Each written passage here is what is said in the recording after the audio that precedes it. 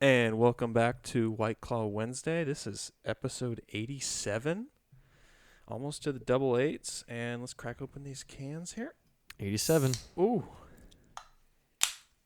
Nice. Oh, God. All right, cheers it up. Cheers, brother.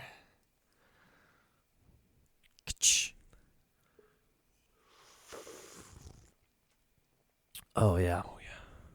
Okay, nice. It's good Nice, stuff. nice. It's good stuff. What are you drinking on today? I've got just cracked open the iced tea peach. Nice. I got a watermelon. Nice shirt, man. Blink Oh, 182. thank you. Yeah. So I went to Vegas this weekend. Oh yeah, how was that? Oh, On a Labor Day weekend, what's Vegas like? oh shit, dude. Time of my fucking life, honestly. Wait, was it for Justin's bachelor Yep. party? Yep. Nice. Yeah, That's so awesome. we went hard. I won't go into details, but we went freaking crazy. The lack of sleep was hitting me by the end of the time. Like when we were going home, I was literally almost like, you know, those super uncomfortable airport chairs that have no support whatsoever for your head. Yeah. And like if you leaned back in it, you'd hit the person behind you. Yeah, exactly. I almost And there's no way to lay down either because No. you got the armrests too. No, exactly. I literally almost fell asleep just like arching forward and leaning my head on my backpack, which was so uncomfortable. Was your backpack like on your lap? Yes. Okay. So you're just kind of like So got my your head neck is resting on your literally just lap like pack. it's literally like this. Yeah. Just a 90-degree angle. Oh man. But yeah, that's Are you having neck problems now? No, 'Cause I I feel feel fine. it. I feel No? fine. Okay. I think all the headbanging throughout the weekend really strengthened the muscles, you know. All right. So you're doing some serious house music, EDM clubbing kind of thing? Yes, but the reason I brought it up was because you had that Blink 182 shirt on. Yeah. And And And was there a remix to a song? was it Chainsmokers or Martin Garrix? Honestly, I can't even remember. But I remember hearing this awesome remix of All the Small Things, and I was just like, damn. oh man, I was going hard. Did it probably had a sick drop too. Oh yeah, it did. Yeah, I love that's what's so much fun about seeing a DJ live is you get to like see certain, remixes of iconic tracks that you would never think would be, be able to be a hard drop or whatever for an EDM song. Yeah. Like, I think of like Zed. I think it was Zed when at Snow Globe in 2017 when we saw Zed. I remember he did like a Legend of Zelda song. Oh which yeah. which used the Legend of Zelda theme and had a really cool drop in it. And that was what sticks out to me when I think of like being amazed by what kind of different genres of music they can use and just blend it and make it house. Which that actually makes me think of, like, I haven't brought up this band yet, but have you heard of they're a duo, but have you heard of the duo 100 Gex? No. Yeah, so It's a band? Well, yeah, I mean, it's not a band, but it's like two electronic artists who, produce music together. And Okay. but it's super wacky music. Like, it's really it's very specific in terms of its style, and it's kind of like a love it or hate it kind of thing, Okay. You're either really about it or you're really not about it. You gotta be And, with it, basically. You gotta be kind of gotta be into like dubstep in the sense of like dubstep at its peak, Like when it's like 10 when years ago? people yeah, like exactly 10 years ago, like, and when people say like, oh, like dubstep is just like the sound of like two transformers having sex or whatever like that, so like just basically metal banging together like robot noises. Yeah. That's kind of the vibe that 100 Gex has, but it's done in a way where they try to like use vibes of other genres and put it and then kind of inject vibes from other genres into the whole, sound of robots having sex. So it's like it's very much like heavy dubstep, heavy electronic, like so if you don't vibe with that to begin with, you're definitely not going to be about it. But if you're really into like intense, like weird out there music, I highly recommend 100 Gex, and their album is I think it was their debut album or whatever. It came out in 2019, and it was called 1,000 Gex. So it's nice and confusing for when like you're trying to remember like, what are they called? Am I listening to 1,000 Gex or 100 Gex? It's like which one's the album, which one's the artist? But either way, it's very very interesting stuff, and you can tell like from a standpoint of like music production, you can tell as obnoxious as some may think it sounds when listening to it, or as awesome as some may think it sounds. Either way, there's just so much work in terms goes of into it. That goes into it, and adjusting the voices and layering the different drums and synths and all the different sounds that they're putting together. And I'm assuming that the way these two talk, speak normally, like doesn't sound anything like what they're able to turn their voices into like on the track. Like there's just probably hours of just messing with it. Yeah, and it's not even auto-tune. It's like manually tuning. Yeah, manually tuning, exactly. Like lowering the pitch and raising it, all that kind of. It's just it's wild stuff. That's the one thing about like techno, electronic. Electronic. You can put a bunch of stuff in that realm. That's the one thing about it is I think the live performances are not really about the artist. Like, the artist is there, but it's more about the music and how they're performing, like you always see those things like they'll be like zooming into the DJ thing and they're not really doing anything. They're like twisting knobs that aren't, doing anything at all. Yeah.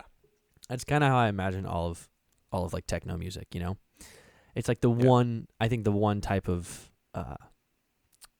genre that's like that. It's like even if you're lip syncing per se, it's a lot harder, I think. But it's also kind of cool, I think, because when we're watching like these people go hard, like they're like going hard with us, up there on the stage. Yeah, you mean the DJs are headbanging just as hard as the people because in the crowd. There's no expectations, it's like they don't have to sing the lyrics because it's techno, it's just different. It was just kind of cool in that sense. It's like, if you had a rapper up there or even obviously a rock band or something like that, you'd expect them to be singing and playing and doing all that stuff. Yeah. So it's kind of cool about the genre. Yeah. Depending on how you like it, right? So. Exactly. I like what you said about the whole like live show in terms of like it's a good live show isn't about the artist that's playing. It's just about the performance. Oh, 100%. And that's super. It's shown in the fact that you can see a show and not really know anything about an artist, but still have a great time. Oh, I'll speak on this. Have you ever seen Taylor Swift? No, I haven't, but I guarantee she puts on a hell of a show. The best performer I've ever seen, by far. Yeah, this is what I'm saying. Like, I mean, not even in terms of like her. Yeah. I mean, she was singing first of all, which was incredible. She was also dancing like hard for an hour, and there were multiple. So just in terms of the person, like costume changes phenomenal. And stuff. Yes. Yeah. And then in terms of the production value, multiple costume changes, multiple different, professional backup dancers that came on out. I mean, she was literally hanging on this cage it was almost like a gondola, and it like came out into the like crowd, and it was like she was like hanging over us, and she was singing and doing stuff. I mean, it was just incredible. Honestly. When did you see Taylor Swift? A couple of years ago. It was in San Jose, because Amanda's a big fan. Okay, gotcha. So she wanted to see.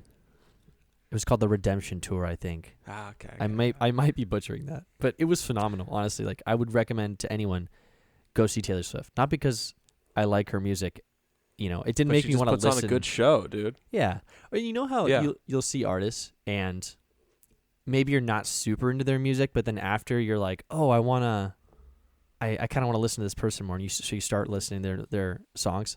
That didn't even happen with me. I was just so like, hey, that was an amazing performance. I didn't even care about the music, Yeah, that reminds me of actually, it's kind of interesting that it is brought up today, because today is the 3-year anniversary of Mac Miller's death. Rest in peace. But oh wow, I didn't see that on my Instagram. That's crazy.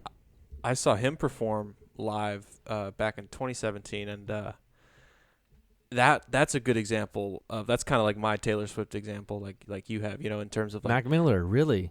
Yeah, because I had only ever listened to like The Weeknd, that hit he has with Miguel, and then the Donald Trump single. So Yeah. I know 2 songs by this guy, but I'm at a festival with Dominic Piscatella, guest on the show. Shout out. And Dominic's the biggest Mac Miller fan I know. And so of course we're gonna see Mac Miller, and it stands out for me as like what immediately pops into my head when I'm like, like name a show that you love that you don't even listen to the artist. Yeah.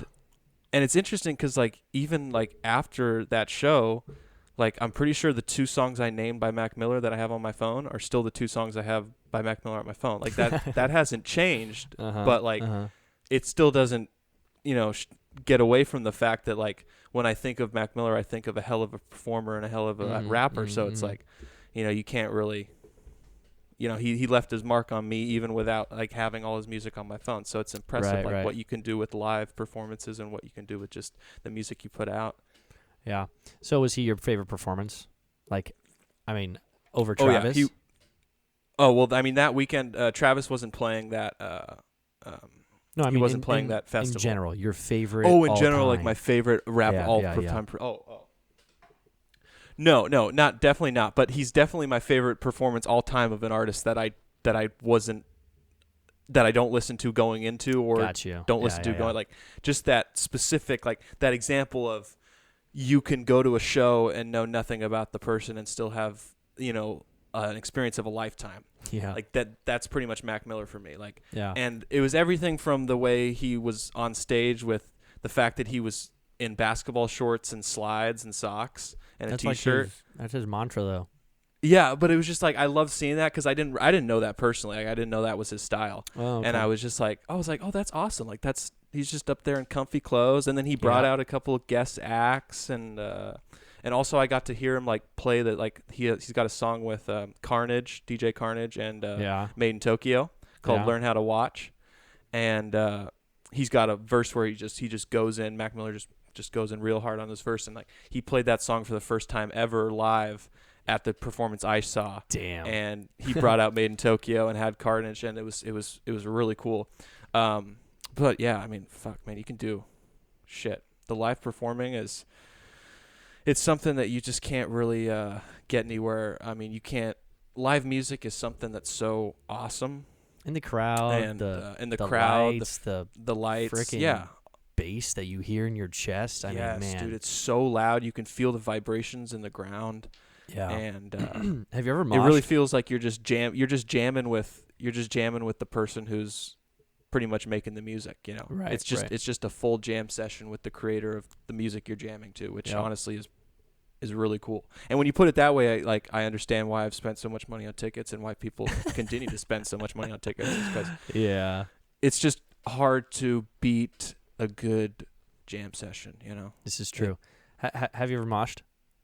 Oh, dude. Oh, man. And I'm glad you meant it. Big I love time, moshing. Moshing is so not. much fun. Really? You never moshed? No. But I don't know if I've ever had the opportunity to. You know? Like, I've never been hyped, ready to go. Yeah.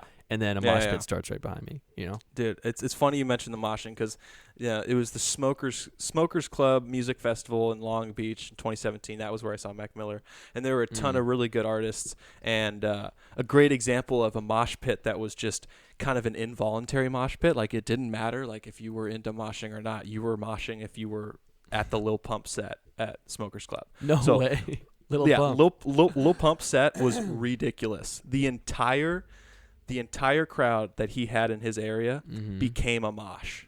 Like, there weren't any pits. There weren't any pits breaking up. It was just a sea of people that were too crammed, and where everybody was shoving each other. So I'll never forget like the feeling of hearing Gucci Gang just blasted at full volume and then having no control over my body, like just kind of swaying with the crowd. Like you don't fight it. You don't fight it. As soon as you start fighting it, you freak out and and it's like, oh my god, I can't.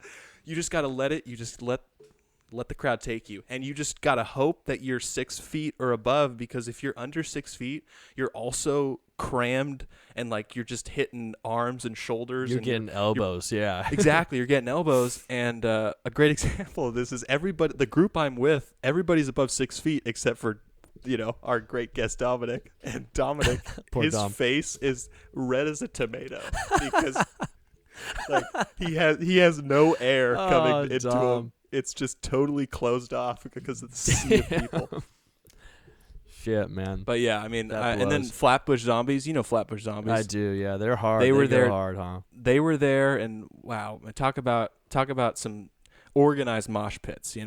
Lil Pump was complete chaos, but the Flatbush crowd, they knew what they were doing, and they had the separate spots. All the different mosh spots opening up. They That like was a lot of fun. orchestrate it. They're like, They orchestrate it, yeah. Step back, yeah. That's always Because there's, cool. you got 3 of them, and they got more experience than Pump performing, so they're able to control the crowd more. Another, Travis Scott, I've done some of my best moshes at some of his shows. He always has good ones. Playboy Cardi was actually the last live performance I saw back in 2019, and for that his was no, that was actually he was playing at Coachella, and okay. we did a little thing where it was like, okay, so Sunday Playboy Cardi's performing, Ariana Grande's the closer for 2019 Coachella, and me and my group are like, okay, we want to avoid the traffic this time, so no offense to the beautifully talented voice of Ariana Grande, but we decided to, leave after Playboy Skip it. Cardi's Yeah, late yeah, afternoon performance, and we just avoided all that traffic. It was pretty amazing. Nice. But they they kind of like fuck you over by putting a time where like, okay, if you haven't left by 7 p.m. or whatever it was, if you haven't left by then you're not getting out until everybody's getting out, pretty much. Yep. So it's not really like let's leave right as Ariana Grande's starting. It's like, because at that point the window's already closed and we're already stuck. So it's like we had to leave then. And I mean, it makes sense they do that, but it's kind of like you got to pick your poison there, Yeah, no, seriously. They probably do it on purpose, honestly. Oh yeah, for sure. Ariana Grande, definitely. they're like, I mean, she's phenomenal for sure. I don't know. And that There's was a lot the of thing people about- that wouldn't be interested, Yeah, that's true. But also you think about I feel like they put her on Sunday just because I really do think I think Friday was Childish Gambino, and I can't remember who Saturday was. But I'm pretty sure out of that year, it was like she was the biggest of the 3 headliners. And putting the biggest headliner on Sunday makes sense, because then you get everybody in for the max amount of time, more than likely. It's honestly kind of crazy how many people follow Ariana Grande on Instagram. That and in general. I mean, it's awesome, dude. Like, it's insane. To me, I don't get it. But I mean, she's I do. great. She's a phenomenal artist. But is she it? I don't know. I get it, Ryan. It's like I don't like to be the guy who's like, oh, okay, I knew that was a hit song before it was a hit song. I don't like to be that guy. But I swear, dude. But you're gonna be that guy. I'm gonna be that guy right now because Okay. man, I remember watching Victorious. Yeah. Watching Victorious on Nickelodeon, I think it was. Yeah. And because I was into all those shows. She was always my 'Cause favorite. That's what I'm saying, right? Yeah. Like I don't think you realized in the moment. You were kind of like subconsciously aware of it. But I specifically remember watching Victorious and being like, why isn't the show about Kat? Like, yeah. why? Like she's. She was the best character for sure. I'm like it's Ariana Grande. Like I'm like, why isn't the prettiest girl? Like, why isn't she the star of the show? Like what? Like because she wasn't famous at the time that they started that show, but Victoria Justice was, right? She was. Yeah. Exactly. But that's what I'm saying is I remember watching that show and thinking, okay, I'm watching this for Kat, so that's got to mean something in terms of, she's gonna be the one to catapult out of here. Yeah, it's interesting how she like shifted her career towards singing. Oh yeah. Yeah. I mean, she had a really good shot in acting too. Yeah, that's the great thing about like Disney Channel and Nickelodeon with the child stars is if you can sing decently, you'll get you usually get a shot, like you'll get like a song or a music video, or at least this is how I remember when I was a kid.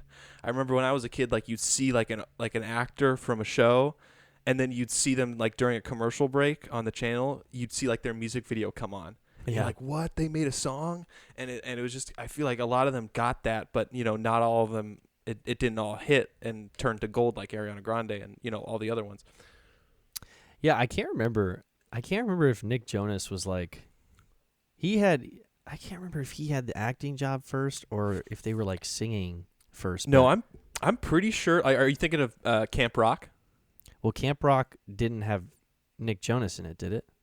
I thought. Well, I mean, it had one of the Jonas Brothers in it. It had the older guy. It had? I don't know, man. It's Kevin, Nick, and Joe, right? Yeah, Kevin, Nick, and Joe. See, dude, how do you get into a family like that? I mean, how are you born into the Jonas Brothers? Well, I mean, they're all brothers, and I know, their but parents made them singers. What connects do they have? What connects does that family have to where you're labeled the Jonas Brothers?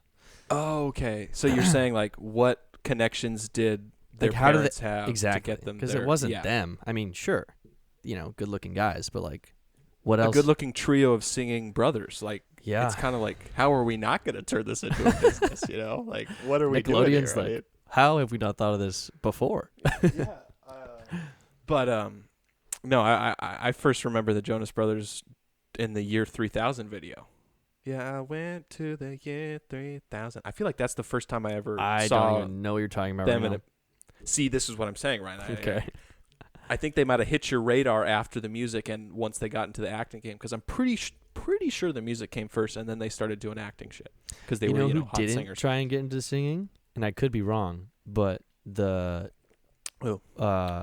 twins, Dylan and who? What are their names? Oh yeah, Dylan and Cole Sprouse.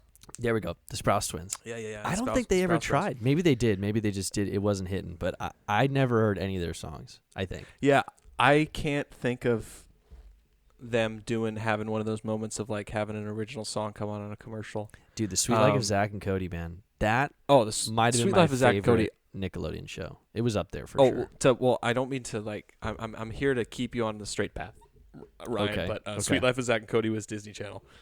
Oh, thank you. There we go. Yeah. Don't worry, I'll get. It's kind of like a Marvel or DC thing, Come on, they're competitors, all right? Yeah, they're competitors. It's like, you get them mixed up. Was Victorious on Disney Channel then? No, Victorious was definitely Nickelodeon, but I am gonna look it up because Zoe 101 was Nickelodeon, right? That was Nickelodeon. Drake and Josh was Nickelodeon. Yes. iCarly was Nickelodeon. Dude, do they even have these like iconic shows anymore? Yeah, it was Nickelodeon. Victorious was Nickelodeon. I mean, they do, Ryan. And here's the thing: you're not gonna. They're not as good. There's no way. Kids aren't watching Nickelodeon nowadays, are they? Yeah, dude, they are. Like, that's the thing. Like, TV is still around like that. No yes, way. it is. Like, where do you think? Like, if we were, I don't know, if we were probably a few, maybe 5-10 years younger, we would know the Jake Paul bro more from Disney Channel than we would from the whole Fight World kind of thing, because when I think of Jake and Logan Paul, I think of like social media stars who have become boxers. I think YouTube. That's what I think. Well, social media that falls right there. YouTube, same thing. Exactly. What I'm saying is like before that, Jake Paul was on a Disney Channel show. I think it was called something like Bizarra. I can't remember what it was. I don't know exactly what it was called. Yeah, but that did not hit. There's no way. That was up there with the iCarlys, the Drake and Joshes. No see way. That I'm not saying it was. I'm just saying that these shows are still getting churned out for kids that are continuing to like, because these shows were made for us when we were kids, obviously, Ryan, and now they got to continue to make shows like this for the kids that are now here. So I'm saying, like Nickelodeon, Disney Channel are still producing these like original shows with these kid actors. Oh yeah. I'm sure like they Zendaya. are. Like Zendaya. Like we would have known. Did she come from Disney Channel? Yes, I did what I'm not saying. even know about this. This is what I'm saying, Ryan. It's like once you have kids, you will start to see the full transition from Disney star to adult star again, because you've been out of the loop. I'm out of the loop. Yeah. But once you have the kids taking again, a you'll start 20-year seeing gap these or something. faces. Yeah. So it's still happening. Like it's still and it's still the same thing. It's like, Zendaya comes from a show. a whole cast, and she's the one who's launched into stardom. So it's just it's the same thing happening again. Did you hear that her and Tom Holland official? Yeah, I did. Insta confirmed official. Insta confirmed, I'm so happy, man. dude.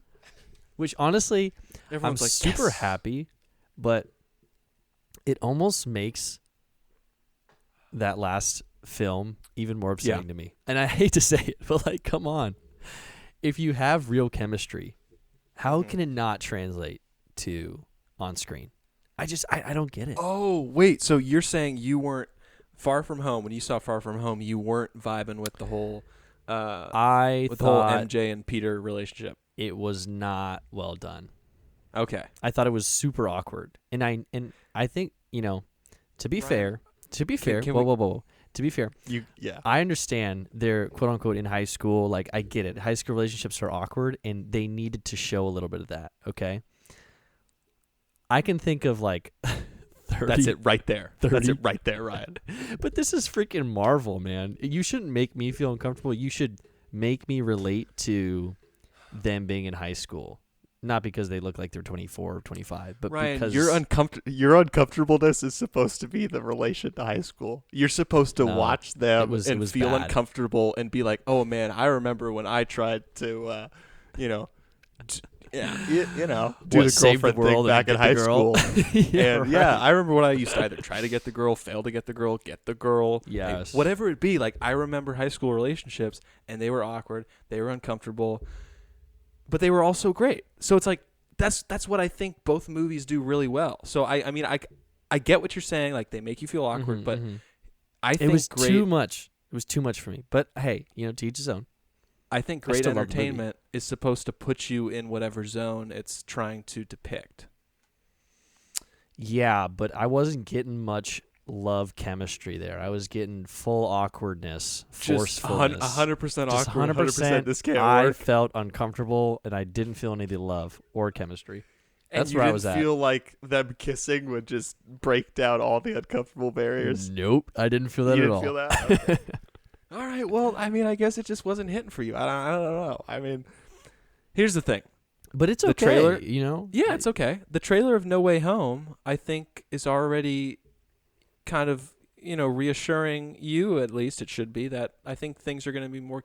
I felt some good chemistry in that opening scene of the trailer on the rooftop where Peter's just like, man, can't we just stay up here forever? I hope so. Yeah, dude, I feel that, man. If I was up on the rooftop with Zendaya, I'd be like trying to stay there forever too. But they are such a cute couple. Seriously, I know, right? I love it. It's like if you're gonna put a poster couple in Hollywood right now, I'm picking them. Honestly, I am. And here's what I love.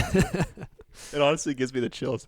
I just love the fact that every single Spider-Man in Hollywood has ended up dating their MJ co-star, or Gwen Stacy, whatever it be. But same diff. My God, the point is proven. We're 3 for 3, dude. We're 3 for 3. So it's like, what? Yeah. It's pretty cool to me, honestly. It just goes to show you that the story of Peter and MJ in terms of romance stories is just it might as well be modern Romeo and Juliet. Yeah. Oh yeah. Honestly, there's been many depictions of it. That's for sure. Exactly. Yeah. I guess you just can't avoid it.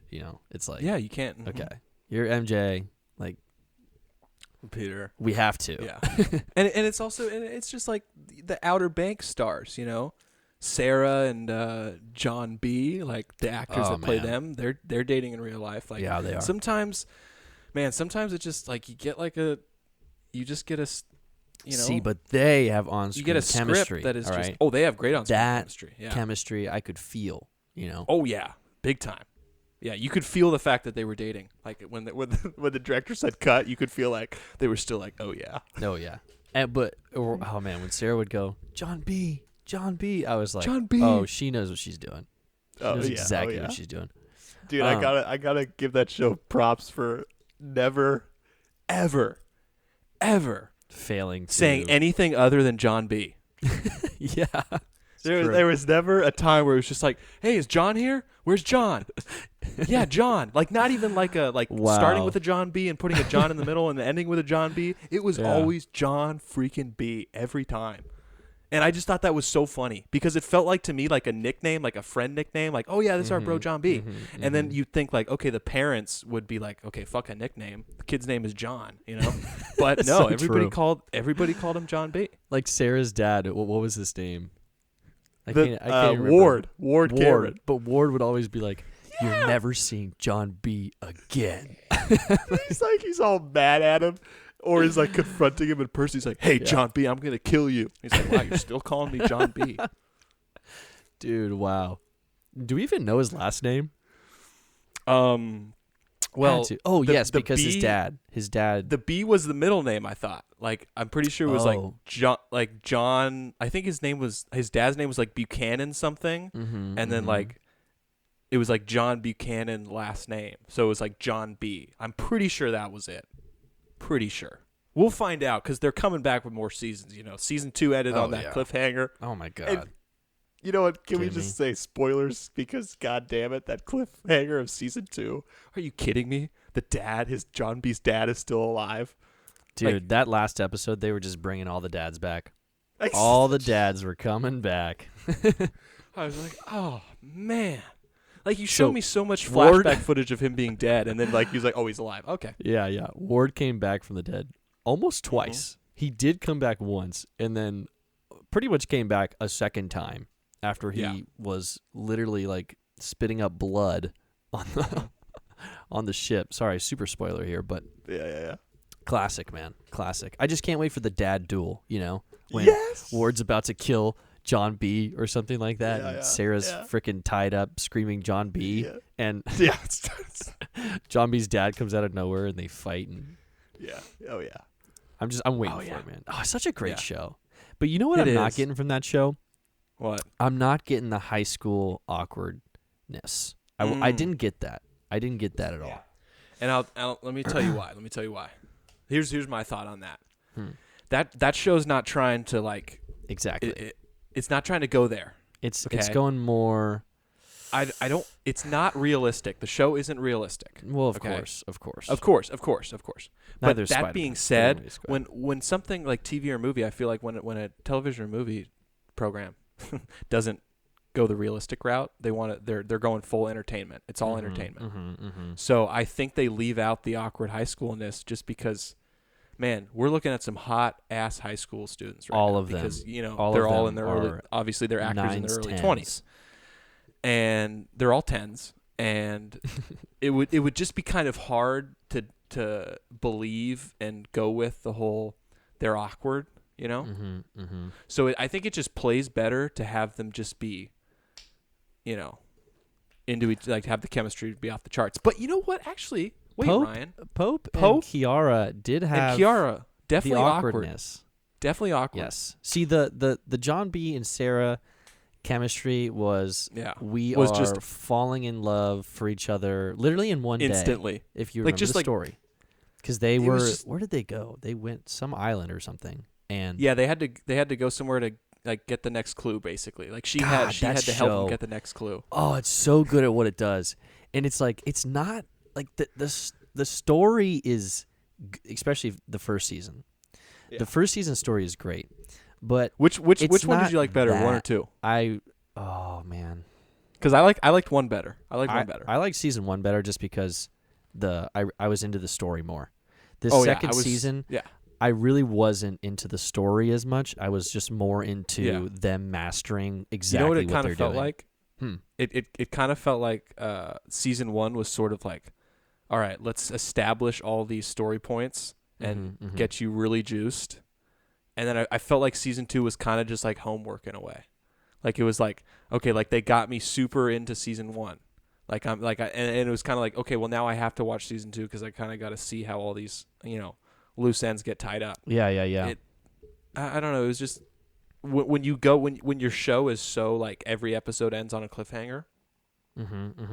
I feel like the further you go down, the more it becomes like, oh man, that first season was so good. I don't know. It's just. I get what you're saying, and we'll see by the time. Anytime I talk out, about it, I always say I don't know how long they can keep this up. The thing is they have, man. I mean they do it because they're extending the treasure hunt. Yeah, Like here's the they're thing. still. That's the thing. Because That's they're still on the same treasure hunt in season 1 that they were on season 1. It's shifted a tad bit, but that's it. I mean, basically, it's the same thing. And now, I mean, they set it up for season 2, doing the exact same thing. I'm assuming. You mean season 3? Season 3, excuse me. Yeah. So yeah, I mean, yeah, because that's the other thing. It's like I finished season 1 and I'm like, okay, we have a treasure that we're searching for, and I just finished season 1, and the search for the treasure isn't complete. Like the characters that I'm rooting for, John B, he doesn't have the treasure. I have to keep watching, and then you get to season 2, and it's like, okay, now we have created more forks in the road. Now and it's we've about gone off in Pope. more different directions. Exactly. Now it's like a different. Like there's more to the treasure. I will say, I really did like that shift towards the Pope storyline. I don't know. I wish they had set something up in season 1 just a little bit. Yeah. I thought it worked. It came out of it came out of the blue for sure. It felt like a sudden okay, this is the shift in the show from 1 to 2 seasons. Yeah. But I still thought it was natural in the way that they connected the whole cross treasure to the other gold treasure. And but like you said, the question becomes, how long can they do this? Do they wrap up this treasure hunt and start a new one, or do they continually add to this treasure hunt? Where is the end? Because the thing that I didn't like, and I don't really mind the whole story shifting. I thought that it was a good idea rather than going after kind of like the same treasure or whatever. But I didn't like how abrupt it was, and just sort of like, it's on the same ship, but we didn't even hear about it last season. This was the other part of it. It's like, how many parts are there? How much gold was on this freaking ship, man? Yeah, like how much money has just been left out there in limbo for all these years? Yeah, exactly. Like you got 30,000 pounds on of it. Gold. Idiots. What were you thinking? Oh man. Oh dude. Yeah, great show though. Great show. Great show. I just love it because it's like, it is what it is. It's one of those shows like you just. It's like I could both shit on it. I could both shit on it, and I could also just lift it up to high heavens. It's like it's in parallel. Like you have to shit on it, and you have to love it at the same time. Exactly. Ryan, does it not feel like that Netflix originals most of the time kind of feel like CW shows? Huh. Am I? You know what? There's been so many know. different kinds of Actually, I can't even say that. I'm not going to apply that to all the Netflix originals. I'm not. I'm trying to think of another Netflix original like Outer Banks. I feel like there's a niche category in the Netflix originals lineup, and it is the category of the CW shows that Netflix does. I maybe Outer Banks is the first example of said category. Yeah. But I was really getting the vibe the entire show. Like, okay, like I know I'm watching Netflix original, but like this is CW vibes all the way. There's very big CW vibes because it's kind of far fetched, and there's just incredibly great looking people on it. It's just and those are like the two things. It's like, is it a far fetched show, and does it have the hot people? Exactly. I really love how they go about the relationships between the quote unquote pogues, right? Is it 5 or 6 of them? I just like the whole John B falling in love with Sarah and Sarah falling in love with John B. That one day that they went, I don't know where they went. They went to that island, and they had the scene where they get back to the Outer Banks, and it starts raining, and Sarah starts walking away, and I'm just like, oh, this is set up so well. And John B's like, so that's it? I just had the best day of my freaking life, and we're just gonna walk away like nothing happened? I was just like, oh, yes. Oh, yeah. Yes. It's just like perfect. Yeah, dude, yeah. It's like when a show does relationship shit like that, it's awesome because everybody watching is like, man, I wish I had the confidence to do that. Exactly. Like everybody thinks of like 10 moments in their life where like they've been in a situation and they haven't yelled, so what are we doing? Like it's just like it's just so cool. It's like, hell yeah, dude. Yeah. How did you like just get it out there? How did you like so I had watched the entire season 2, and then my parents had watched it. And so I'm like, watching YouTube or whatever, kind of watching it while they're watching it. And the scene comes on when Sarah gets shot and is being saved by, John B. and this rinky-dink doctor. And literally, I was just watching their faces because I was laughing so hard because Hollywood just keeps extending the death time for something like this, It just keeps getting dead extended. for so long, dude. She was dead, and John B. was not even resuscitating her anymore. He had like full on threw a temper tantrum and calmed down, and then all of a sudden, beep, beep. I was dying. That whole bullet sequence was definitely the most ridiculous part of the show, because first of all, when freaking Ward's son, Rafe, points the gun awesome at John name B. by the way. Yeah, and he's a phenomenal Rafe. actor. I think he plays the character just spot on. Rafe honestly. he's really good. But he like shoots the gun, like, and Ward, his dad, like pushes his arm out of the way and makes the bullet go straight. You're like, I just love in that moment. You're like, oh, where'd the bullet go? And you kind of like move on from that. Like you get in the car and you drive off with John B. and they escape and stuff. Yeah. And they like drive into the cornfield or whatever. And then it's like you get to the end of the episode and then John B. like they get to like a safe spot. Like they're not getting chased anymore. And John B. just like looks over to Sarah and she's just like lifts up her shirt. She's like, I got shot. I mean, not exactly like that. Not exactly. But it felt so silly because it's like, okay, well, that bullet got fired in the episode, like a good 5 to 10 minutes of screen time previous, like back, and nothing like Sarah didn't scream, she didn't act wounded. John B didn't ask, did you get shot? John B didn't ask, like, did you get shot? Like nothing happened. There was no. You had an entire chase happen. Where they're able to escape Ward and Rafe, and then as soon as they're escaped, it's suddenly like, oh wait, I forgot I got shot, John. Yeah.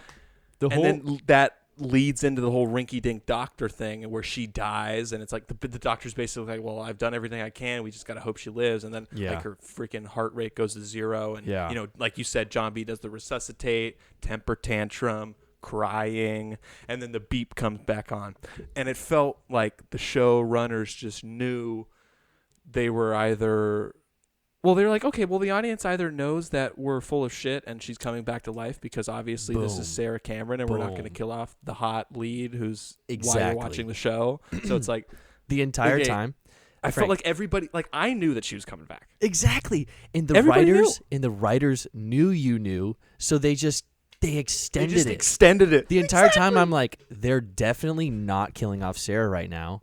So what are they doing? And I said this like 3 or 4 times. I'm like, they're not killing off Sarah. They're not killing off Sarah. And I was just so amazed at how long she had been, flat. Exactly. I'm so glad you said that because I'm thinking that same thing. I'm like, guys, what are we doing here? I'm like, I know what's happening. I know what you're going to do. I'll be honest with you. You could have fucking ended that episode, and I still would have known she was going to come back in the next episode. That is a good point. You could have had John B. go to the freaking convenience store and buy a sandwich, eat it on his way back, go to the bathroom when he gets back, and then he gets out of the bathroom, forgets to wash his hands, goes back, washes his hands, then he comes out of the bathroom, and she's freaking back alive suddenly. Like, they could have done anything. Hollywood, it's like, I know you're not going to kill her. Like, man. So I'm waiting for the moment where another scene tops this one, because this was the most outrageous I've ever seen something like that. I mean, this is a classic Hollywood move. Someone but you've never seen it done they to resuscitate. that extent. Oh yeah, no. It's usually like they'll resuscitate, they'll give up and like start crying, and then all of a sudden, suddenly like that, their hand will like twitch or something, and it'll be like, dun, dun, dun. That's it. This was just outrageous. So I'm waiting. I'm waiting for the next time I feel the same way. Yeah, I am too, man. Because that, like you said, it is a trope. It is a Hollywood trope, but it never hit me the same way that Sarah Cameron death scene did. I was like, wow, this is a abomination. Like this is way too long. Like you have played your hand so heavily at this point. Like you're just slapping the writers me in the face. and exactly the writers knew.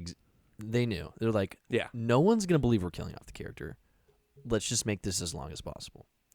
The other scene that I really liked was when Sarah's like trying to leave the boat, and her dad comes to get her, and spoiler if you've gotten this far, literally he tries to kill her, and John B then saves the day, of course. Yeah. There's two parts of this scene that I loved. One was John B like grabs Ward and like throws him down. I think he might have like knocked his shoulder on a pole or something, and then all of a sudden it's like they are locked in face to face, like, oh my God, I love you, like I'm here to save you. It's like Ward's right there, like what are you doing? He's coming back, and he doesn't classic, move. Yeah. I'm like, okay. And then secondly, I love this touch, how John B hit Ward onto the boat and it hit the back of his head, just like his dad. Ward did to John B's dad. I was like, that's perfect. Perfect, man.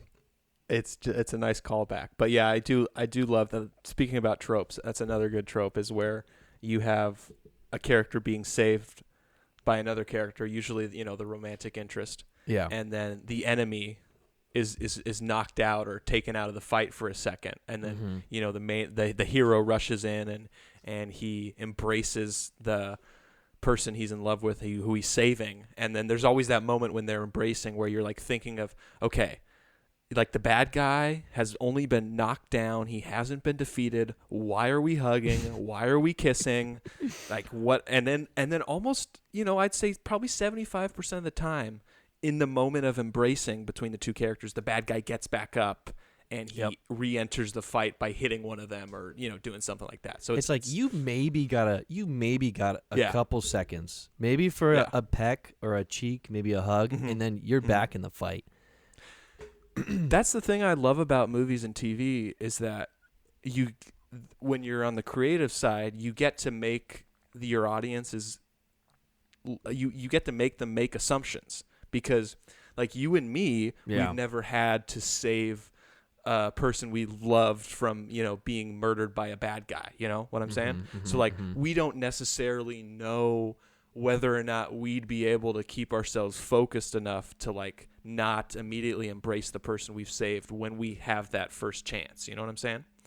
That's a good point. So it's kind of, you kind of get that, suspension of disbelief is the term, like what can I make the audience believe because they don't know about it for real? Like, can I get them to believe this because they've never actually been in this scenario? And they wouldn't know how it is going to go. I probably can. That's really like, that's kind of, so maybe, we might, man, school has really paid off for you, bro. That is fantastic. Thank you. Yeah. Would you ever like do some writing or something? Oh I yeah, I screenwriter, man. Honestly, that's the. I know you do it like as a hobby, but like I do it as a hobby, yeah. And I'm not gonna say it isn't anything other than a hobby until like I finish a script that I actually came up with for something other than a school assignment. Like I try. Like, well, that's the thing, Ryan. I have an issue with like starting scripts and then not finishing them. So like I have 3 different scripts that are like 30 plus pages deep. And Jesus Christ, Frank. So it's just like, I don't know. It's the hardest thing to do is finish the movie. It's always the hardest thing to do. Yeah. So until I wrap up just finish the draft. And then that's what I'm, dude, I know. It's like, I need a nun to slap me in the wrist, Yeah. Cause it's like, I have very fresh ideas that I'm well, like dug into, but it's just like, it's kind of like I get a shovel and I'm out in a dirt patch and I start to dig a hole. And I'm like, oh yeah, I'm digging this hole. And then I get knee deep and I'm like, oh, and then I get out of the hole and I start digging another hole and I get knee deep and I get out and that's kind of where I'm at with my screenplay ideas. That's so hilarious. I need to finish one of those holes and completely bury myself, but we'll get there. I know we will. Yeah. I love your digging the hole metaphor or analogy there. That was great. It's like, I just imagine you in your backyard with like 3 huge holes in different locations, just like a shovel, standing there like debating on which looking at them all like, which one to go back to. What do I do now? It's like you're halfway down one. You're like, this isn't a good spot. You go to the next one. You know what? I'm not feeling this anymore. Oh shit, dude. Well, calling it. Let's call this, dude. let's call it, dude. Yeah, this was a funny episode, man. I'm glad we talked about Outer Banks because I think the last time, I don't know if you had finished it. I think I had just started You watching just it. started I was it, kind of yeah. like halfway through, yeah. Yeah. All right, well, episode 87 coming to a close. Thanks, everybody, for listening. Love y'all. Love y'all. Peace out. Peace out. Cheers.